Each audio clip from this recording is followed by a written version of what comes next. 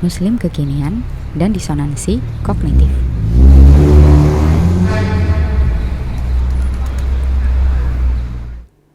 Ini mungkin sebuah fenomena yang umum terjadi di mana-mana. Mendapatkan pendidikan dasar Islam sejak kecil, kebanyakan dari kita sudah akrab dengan anjuran menghindari hiburan populer yang mempromosikan berbagai hal buruk seperti perilaku membangkang, rokok, hubungan pranikah, kekerasan, miras, hingga pornografi.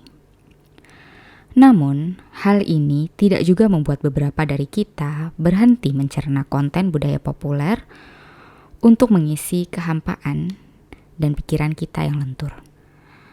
Tak jarang perilaku ini kemudian mendorong munculnya pertanyaan-pertanyaan dalam diri, seperti apakah Islam sudah ketinggalan zaman? Jangan-jangan Islam yang mengekangku sehingga sulit bagiku menikmati masa muda.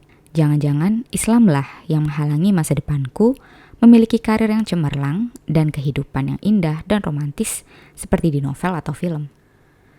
Sementara itu, di luar rumah, iklim politik global benar-benar tidak bersahabat terhadap Muslim pasca peristiwa September 9/11.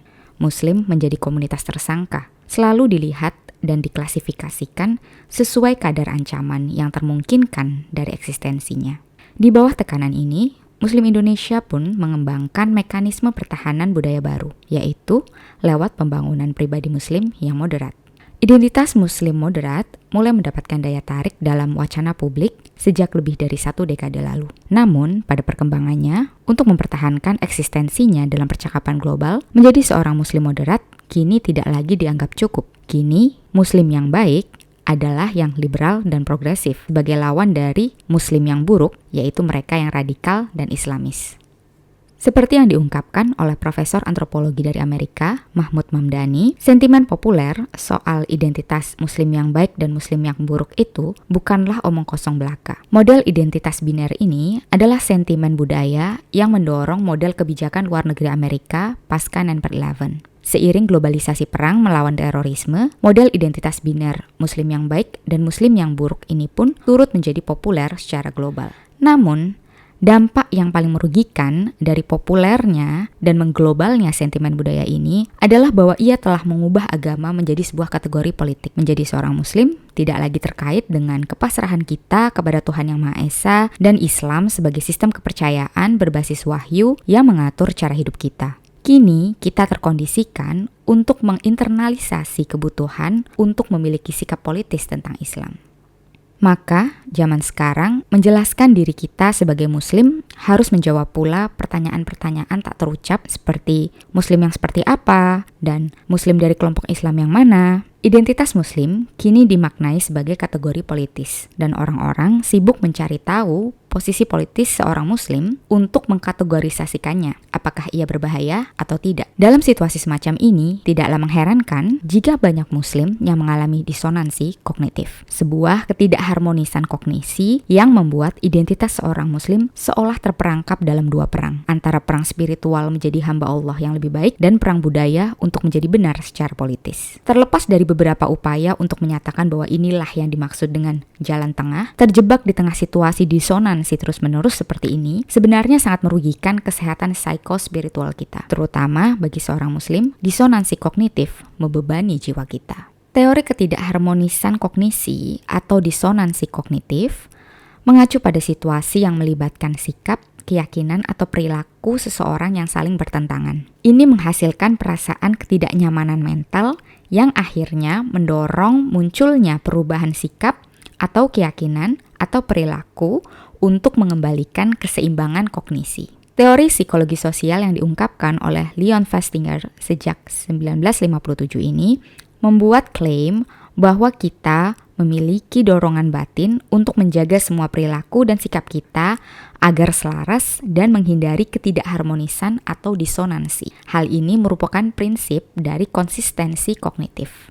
Ketidakharmonisan atau disonansi kognitif menghasilkan ketidaknyamanan dalam diri seseorang. Maka, ketika memiliki kondisi disonansi kognitif, secara naluriah, seseorang akan berupaya mengurangi disonansi tersebut, baik dengan cara mengubah perilakunya, mengubah kepercayaannya, atau mengubah opininya. Karena itu, tidak heran jika sekarang kita banyak menemui fenomena di mana Muslim yang mengalami disonansi kognitif memutuskan berubah secara drastis, entah dalam kepercayaannya, ataupun opininya, ataupun perilakunya. Sebagai contoh, dalam tradisi ilmu Islam klasik, hukum berhijab atau dalam bahasa sehari-hari sering kita sebut berjilbab adalah wajib. Hukum ini sudah banyak diketahui orang. Namun, kadang seorang muslimah yang sudah tahu tetap menolak untuk mengenakannya. Baik karena merasa jilbab mengurangi kecantikannya atau menghalangi peluang karirnya maupun memperumit kehidupan sosialnya. Nah, ini adalah contoh disonansi kognitif yang banyak terjadi di kalangan muslimah kekinian. Di satu sisi, ia masih meyakini ajaran Islam, namun di sisi lain meyakini bahwa hukum Islam merugikan dirinya. Maka, untuk menghilangkan disonansi, ada dua kemungkinan solusi yang dia ambil. Jika ia memilih untuk mempertahankan keyakinannya, maka ia lalu mengubah perilakunya. Contohnya, kita banyak melihat muslimah yang memang butuh waktu untuk berpikir sebelum akhirnya memutuskan untuk mengenakan jilbab. Atau di sisi lain, ia bisa memilih mempertahankan perilakunya untuk tidak memakai jilbab. Nah, untuk menghilangkan disonansi dalam dirinya, maka ia lalu mencari-cari opini yang membenarkan perilakunya atau sekalian saja mengubah kepercayaannya. Semisal, dengan mengikuti fatwa yang tidak otoritatif dalam tradisi Islam bahwa berhijab ataupun berjilbab bukanlah sebuah kewajiban. Dalam teori disonansi kognitif, Festinger juga menjelaskan bahwa ketidaknyamanan yang dihasilkan oleh disonansi kognitif bisa dikurangi oleh model komunikasi yang persuasif. Di satu sisi, ini mengindikasikan adanya kebutuhan pendekatan dakwah ke muslim kekinian yang lebih persuasif. Di sisi lain, ini mengindikasikan bahwa orang yang mengalami disonansi kognitif seringkali berkembang menjadi pribadi rapuh yang mudah terbujuk oleh berbagai jenis komunikasi persuasif. Maka tidak heran jika seringkali kita atau mungkin saudara-saudara kita sesama muslim menjadi mudah terbujuk oleh artikel-artikel dengan tema spiritualitas maupun psikologi populer. Sibuk belajar meditasi, alih-alih memperbaiki sholatnya. Sibuk bolak-balik ke terapis karena merasa sulit bahagia, alih-alih memperbaiki cara hidupnya.